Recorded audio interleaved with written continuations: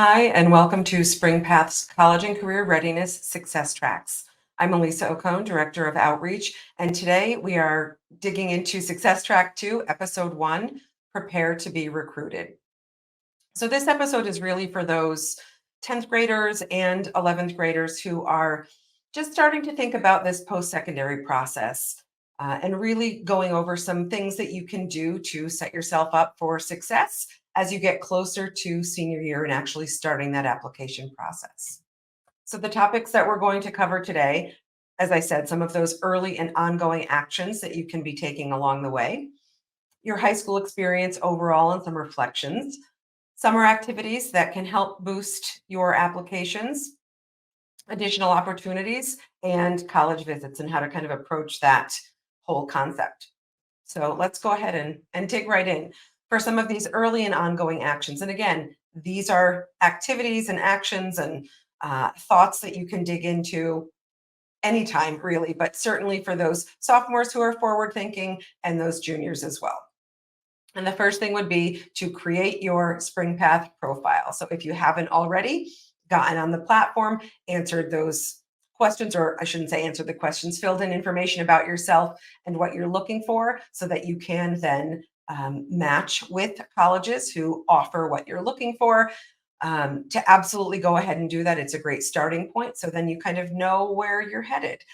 Or you know at least a starting point of colleges to look at or trade schools to look at, perhaps places you didn't know existed. And then again, knowing that you can change that as you go. So you can put in initial information wherever you are at this moment in time, look at those compatibility scores, again, see those institutions with whom you match, and then update and change those preferences as time goes on.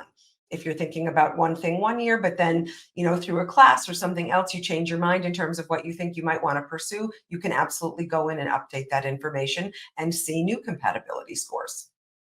All right, the second thing would be to, again, if you haven't done this already, to create a resume. If you have your resume already and you have kind of started that list of activities, then certainly whatever point you're at, go back in, update. So make updates, those activities that you've participated in that you don't want to forget, or certain awards that you don't want to forget. It's always a good time to go in and update that resume, or again, create it if you haven't started it yet. Then the next thing is number 3 here, geared specifically towards student athletes, but important to say overall. It would be the time, if you're not already, to start working on that recruiting profile. So reaching out to coaches if you haven't already been in communication, and really just to kind of take a moment and step back and think about your athletic future at the post-secondary level and what you want that to look like. There are certainly students who are capable and maybe even being recruited for Division One or Division Two athletics at the college level, but who might not want to play at that level. And that's totally fine. There are some students who find Division Three athletics to be a better balance of academics and sports. So still getting to play a sport that you love, but with perhaps a stronger athletic academic balance. But it's a good time to really reflect and talk to those who are helping you make this decision moving forward. So, mentors, family members, current coaches, and kind of talk about that whole world and what you think you might want it to be. And again, knowing that that can change. What you're thinking as a 10th grader might not be what you're thinking as an 11th grader or, as senior year rolls around. So just time to kind of step back, give it some thought, give yourself plenty of time to think through it and think about what you really want that college experience to be and how athletics factor in. All right, the fourth thing here is to clean up your social media and really give some thought to what you want your social media to be saying to college admissions professionals, because they will look at it. Though that is not its purpose and you're having fun posting whatever it is that you're posting, just know that college admissions representatives will look at your social media. So if you haven't really given much thought to who it is that you're putting out there as yourself, part of your story with social media, take time to think about how you'd like to curate that. What is the message that you're putting out there about yourself across all of those channels? And if there are posts, I should say, that you wouldn't want somebody in that post-secondary world to see, then maybe it's a good time to clean up your social media. And then the last thing, number 5 here, to make some sort of assessment about your high school career thus far. So whether you're in 10th grade and you're just kind of starting that 10th grade year, 11th grade, it really doesn't matter. It's always a good time to kind of assess what you've done. And that's actually what we're going to talk about on this next slide. So what I mean by that, assess your high school career so far. It's really looking what you've already done and think about what it is that you hope to do.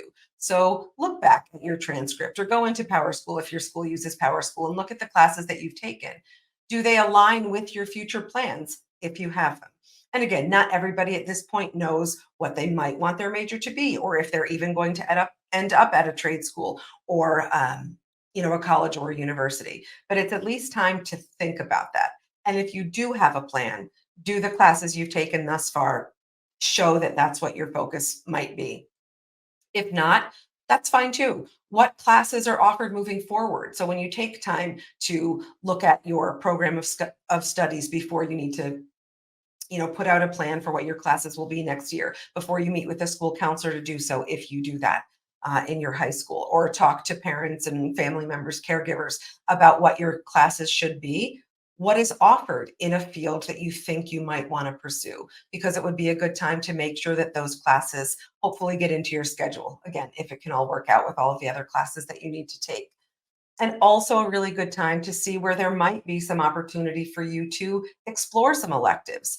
Maybe you don't know at all what it is you want to pursue after high school, but maybe there are certain things that pique your interest a little bit, even if it's just kind of at the hobby level, or again, just a thought or an interest.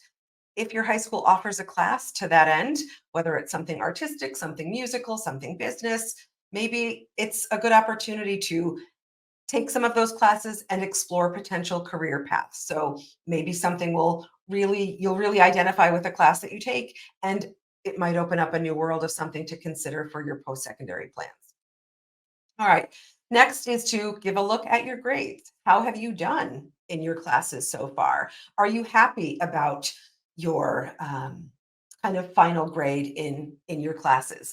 Is there an opportunity to improve in a particular subject area, especially if that subject area aligns with your future plans? So this might be a good time to say, okay, I'm not really presenting my strongest performance in science or in math. Maybe I need to devote some time meeting with a peer tutor, going to talk to teachers after class, seeing what else it is that you can do to kind of help round out that piece. Because, like it or not, GPA is a piece of your high school performance that will be looked at in the application process. So, again, just a moment to step back, assess how you've done, and see if there are any areas that you could potentially improve. All right. And then lastly, outside of the actual classroom, is to look at your activities. Are there any holes in your kind of extracurricular world? You can look for an opportunity to add something of value. And this really isn't a time to just add clubs or activities for the sake of doing so or bulking up a college application, because that's really not what anybody's looking for. It's really to find something of value. And if you look at that next bullet point there, an activity where you can show growth. So, not that you've joined a bunch of new clubs your senior year, but is there a club or an opportunity freshman year, sophomore year, and even junior year for you to get involved and then show some leadership as you go through the rest of those years? So, if there's a club or an activity that you're really passionate about that you've already been a part of, maybe you step up and take on a leadership role in the years to come. Or again, look for an activity that is, again, perhaps connected, but is maybe more community service based than simply meeting after school and talking about a particular topic. So again, thinking about future plans if you have them, and looking for ways that you can add different bits and pieces that show focus in that area through your classes and your clubs. All right, so thinking about summers. Summer after 10th grade, summer after 11th grade are really good opportunities to, again, look for ways to bolster or boost your application, in addition to just exploring your passions and having fun, because yes, summer is about that too. But there are opportunities, especially for those students who really want to have that well rounded application when it comes time to apply senior year. So, some ways that you can do that. If you have the time and the means, there are a lot of pre college summer programs out there. Many of them focus on research, some are more class based, but a few points on those. One is these programs can be very selective and very expensive. So, just throwing it out there because it's the reality and something to consider. But there are scholarship opportunities with many of those programs, so I suggest looking for them early, and you can simply do a search for, early college programs or, pre-college summer programs, and a whole list will come up for you to peruse and look through, and you can kind of get in there, see the cost, and see if there are scholarship opportunities.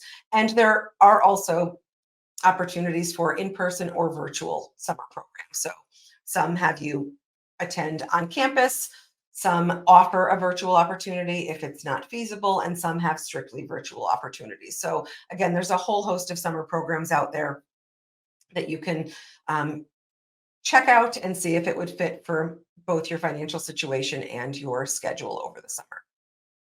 And then it's also a great time to work on creative portfolios. So if you're someone that knows you are going to major in arts and design, this would be a great time to start maybe looking at what you've already done and what you think you're going to have to do. And a good way to know that is to start browsing college websites. And again, even if they're not places that you're thinking of applying, but just to see what are some of those requirements for creative or portfolio work. And it will give you a better sense of what you might need to build. There are some applications for creative majors where perhaps that creative portfolio revolves around a theme. There are others where they want to see, 10 to 12 pieces of your best work over time and see your growth as whatever sort of artist it is over time. So again, the best way to know that is to check out those websites early. But again, summer can be a good time for those for that creative energy to kind of take hold and for you to work on things that can be part of that portfolio, especially for the pieces that need to be outside of a class or not necessarily something you've done in a class at school. All right, so now is kind of a good point to talk about. I mentioned in the last slide some of those summer programs. Everyone is in a different financial situation. I know that some students work full time over the summer, and that's a necessity, and maybe can't participate in extensive volunteer work or expensive summer programs. That's okay too. It's not an expectation, it's just something that's out there. And you will have an opportunity in your application to mention what your situation is and find a way to weave into your application why it is that you work or what you do. So you will have an opportunity to do that, and you will be able to look for little ways that can make an impact, that fit with your budget and your schedule. So I have worked with students in the past at the high school level who have reached out to local professors at local regional colleges and universities to see if there was anything they could do for them, and they ended up helping out with some research. Some were again in person, if you can find someone close who would like that sort of help. But there were some virtual opportunities as well for colleges and universities that weren't close by. So you're putting yourself out there, but it certainly shows initiative. You might have some rejection along the way. That's okay too. But it can work out. And it's really just, again, showing that initiative. You won't know if you're able to participate if you don't reach out and try. There have been students who also have started their own nonprofit or even their business. So all of those budding entrepreneurs out there, summer can be a good time as well to kind of dig in and see if you can make something like that work. Students have created podcasts. So a topic or an idea that they're really passionate about. And again, the purpose of this or what you'd be showing to those college admission professionals is that you're doing something that both fulfills you and hopefully is geared towards what you plan to focus on, but it's also providing a service. So if you start that podcast on, if you're super into politics and it's an election year or whatever it may be, and then you share that podcast, maybe you break down some of the big language that not everybody might understand who's not as into it as you are, and you break that down for, you know, younger kids at the middle school level or even for your high school community or even teaching a skill that you have to young children or to the elderly. Again, finding something that fulfills you, even better if it aligns with what you hope to do after high school, and finding a way to incorporate that that shows, again, it's something you've done, you've shown initiative, and you're providing a service to the community. All right, so lastly, we're going to talk about college visits here for a moment. And There are kind of two schools of thought as to when the right time to visit colleges. I have talked to families who have said, we're not really doing any college visits until applications are sent in and I know if, my student has been accepted or not. That's certainly one way to approach it. I understand it. Why get somebody's hopes up if they're not going to get in? So I understand why some people feel that way. The other school of thought is it makes sense perhaps to visit so that you know if you even want to apply to that particular school. So I guess the first point is to make your plan. So decide which approach you maybe want to take, and maybe it's a hybrid of the two. Totally fine. I will say there are some benefits of early visits. There's less pressure if you are in your 10th grade year, but you're wanting to kind of start this process and take a look at what's out there. It's obviously not as high stress as, okay, it's senior year and I have a decision to make and I want to get to this. And, when you're in the mix and everything else is kind of crazy as well. So certainly lower pressure. You also get to experience different campuses. So maybe, again, you don't know what you want to do, you don't really know what you're looking for. So explore some campuses, even if they're just local, even if you just visit, within, let's say, a 30 or 60-mile radius. You'll get to see what different campuses are like. So small school, big school, urban campus, totally closed off campus. So it will help you as you kind of build that college list and help you know what you want and what might be a good fit for you, when some people won't know that unless they go out and do those visits. So it can certainly be beneficial in that way as well. And then you're also demonstrating interest. If you then end up applying to some of those schools that you visited and those schools care about demonstrated interest, which we talk about in another episode, that can certainly be a way to do that. Wow, this student visited us for an information session as a 10th grader, came back to open house junior year, came back to this event senior year. So again, there are some benefits to doing that, but it's really what works for you and your family. And I'll just leave you with kind of this thought. Really remember to have fun in this process, have fun researching post secondary options that are available, exploring your interests, learning about potential career paths. It's, again, overwhelming at times, but there's a whole lot of fun to be had. And again, the information gathering is what will really help you in the end. So all of this pre-work in the years before senior year can help make that decision for what the best fit post secondary is in the end. All right, thanks for watching.